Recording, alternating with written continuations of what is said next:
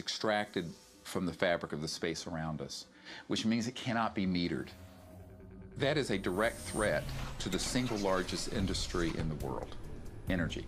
It's goodbye ExxonMobil, goodbye oil, goodbye coal, goodbye linear transmission of electricity through power lines, all that gone. Unfortunately, it's someone's $200 trillion piggy bank. The proven oil and gas and coal reserves are worth north of $200 trillion.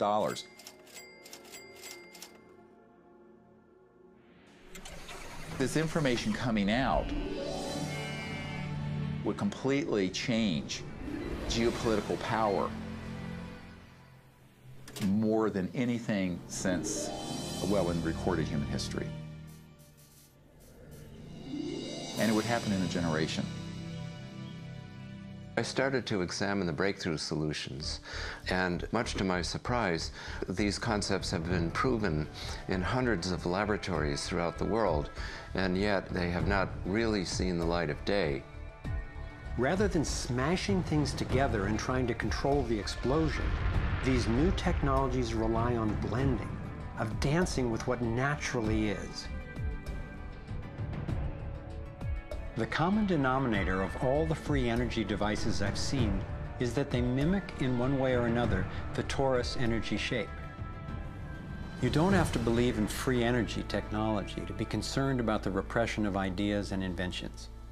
I found myself thinking, what better way to justify our dependence on oil, coal, nuclear, and other dangerous and dirty technologies than to claim there are no better, cheaper alternatives? It was my beloved wife and creative partner, Kimberly, who kept bringing me back to the human implications of my scientific research.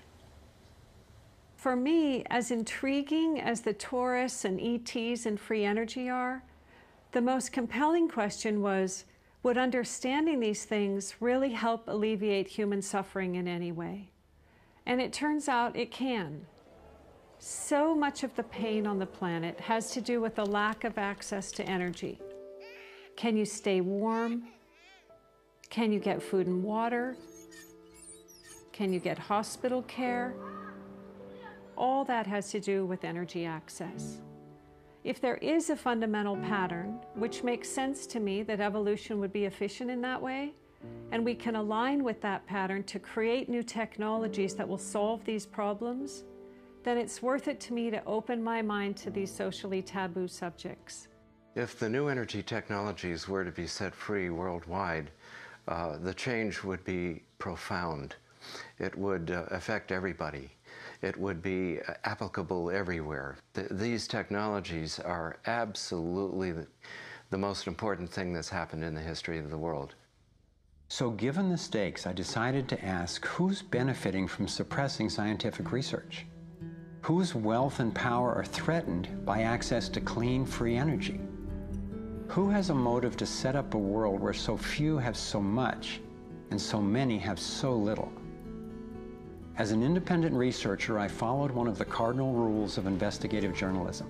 If a story doesn't make sense, follow the money.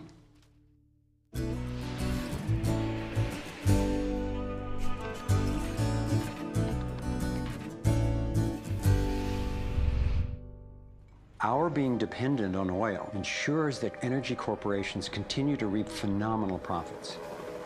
I see them committing huge resources to undermine energy alternatives, to control global reserves, and to maintain high oil prices. They have enough money and influence to suppress anything that might threaten their monopoly. So who's behind the huge energy corporations? The Rockefellers' oil empire got started in 1870 when John D. Rockefeller founded Standard Oil and became America's first billionaire. Standard Oil has since morphed into ExxonMobil and others. And the Rockefellers control our food as well. They were primarily responsible for the global shift to large-scale petroleum-based agriculture. I remember the so-called Green Revolution of the 1960s and 70s. Like most people, I thought it was a great thing. It was, however, based on the planting of huge plots with a single crop using vast amounts of oil-based fertilizers, herbicides, and pesticides.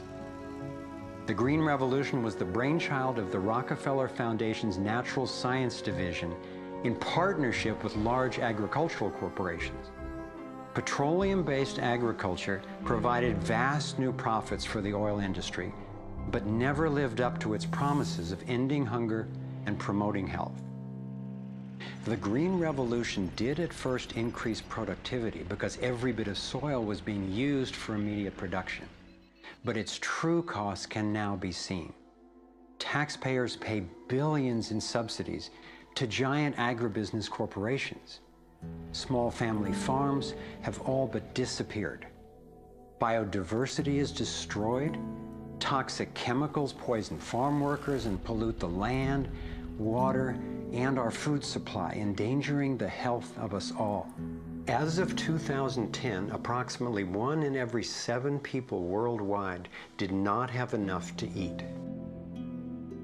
The giant corporations who had brought us chemicals for chemical industrial agriculture, and they were talking about 3 instruments to consolidate the food chain.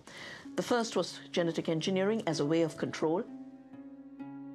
The second was patenting seed and patenting life as a way of control, declaring seed to be private property, treating the saving of seed by farmers as a crime, as a theft of intellectual property. And the third was so-called free trade treaties that would rob ordinary people, farmers, growers, of their freedom to save seed. The design of Terminator technology to create sterile seed in order to impose even more dependence of humanity on a handful of corporations is the ultimate step in this. We are, through what we are doing with seed, literally for the first time, creating a new colonization, which I call the colonization of the future.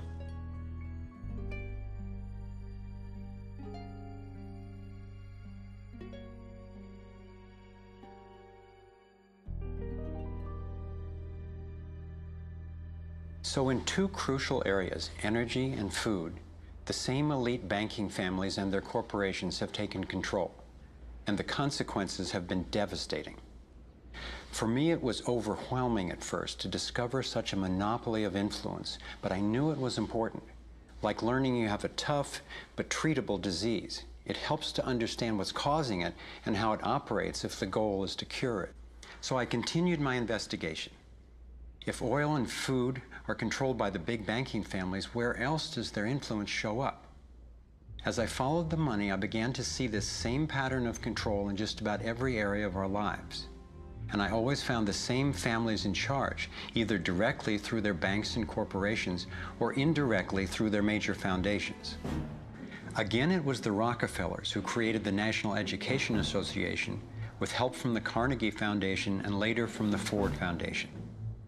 What the captains of industry wanted from our schools was an obedient and docile workforce who would be manageable employees and eager consumers. Schools are to establish fixed habits of response to authority. That's why it takes 12 years.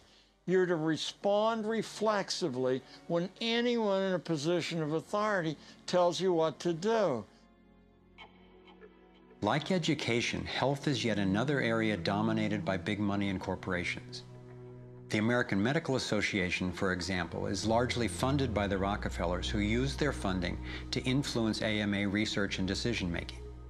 The average MD in 4 years of medical school takes 1 course in nutrition, 2.5 hours in many cases, and the materials used, the curriculum materials, are supplied by the National Dairy Council and the National Livestock and Meat Board and other industries, including the Sugar Association, with products to sell that actually undermine our health in the first place. Unfortunately, the way the system of medicine is set up, medical education is primarily funded by pharmaceutical companies. So there's a motive to make and sell as many drugs as possible. It's also a very time-effective way of making money for the physician, for the pharmaceutical company, for the whole medical establishment. but it's really perpetuating the problems it was meant to alleviate. Side effects may include nausea, dry mouth, and constipation. Decreases in white blood cells, which can be serious. Sexual side effects, diarrhea, nausea, and sleepiness. Can lead to coma or death. How far will these forces go to make a profit? Would they actually suppress cures for diseases the way they've suppressed free energy technology? Sadly, my research has shown me the answer is yes. One well-documented example is the case of Dr. Royal Rife. In the 1920s, Dr. Rife invented the most advanced microscopes of his time. He also developed a new technique he called coordinative resonance, which was apparently able to destroy cancerous tumors as well as viruses. In 1934, in clinical trials affiliated with the University of Southern California, Rife's treatment was tested on 16 terminally ill cancer patients. Within 3 months, they were all successfully cured. Soon after, a lab testing Rife's technology was burned down and a frivolous lawsuit was filed. Through the efforts of Morris Fishbein, head of the Journal of the American Medical Association, Rife was essentially shut down and ruined, his brilliant and promising work all but forgotten. It was really hard for me to consider that someone might actually be suppressing cures. And cancer has run through my family like a raging river. I found out that it's all about patents. If a pharmaceutical company can patent and make money from treatment, especially one that we have to keep on using, then that's what we get. Otherwise, we don't even hear about it. It's not just Rife who got shut down. Reen Case had an old Indian Ojibwe formula that was effective. Harry Hoxsey and Max Gerson had natural remedies that worked. But you know, if you go and you look them up, the AMA makes them sound like complete quacks. And that's where following the money has been so helpful, because the same powers who control the AMA and their research and funding control the pharmaceuticals. So there's a multi-trillion-dollar financial incentive to suppress cures that can't be patented. Knowing that cures exist has not taken away the anguish I feel from losing so many people I love to cancer. It's given me something really satisfying to do with the pain. And I believe when we take the love and devotion that we have for everyone who's died and who will die unnecessarily, and direct it to developing and getting these cures out to people who need them, we can break this cancer legacy and heal.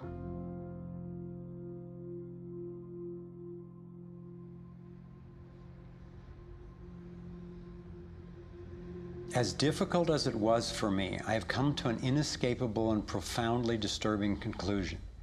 I believe that an elite group of people and the corporations they run have gained control over not just our energy, food supply, education, and health care, but over virtually every aspect of our lives. And they do it by controlling the world of finance, not by creating more